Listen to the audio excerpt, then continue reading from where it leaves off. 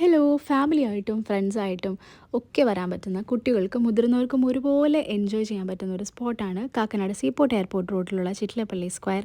ഇവിടെ വന്നു കഴിഞ്ഞാൽ നമുക്ക് ഒരുപാട് ആക്ടിവിറ്റീസ് ചെയ്യാനായിട്ട് സാധിക്കും കേട്ടോ. നമ്മൾ അഡ്വഞ്ചർ ആക്ടിവിറ്റീസ് ഇഷ്ടപ്പെടുന്നവരാണെങ്കിൽ അഡ്വഞ്ചറസ് ആയിട്ടുള്ള കാര്യങ്ങൾ ഇവിടെ ചെയ്യാം. സിപ്പ് ലൈൻ ഉണ്ട് ഇവിടെ, ഒരു നല്ല സ്വിമ്മിംഗ് പൂളുണ്ട്.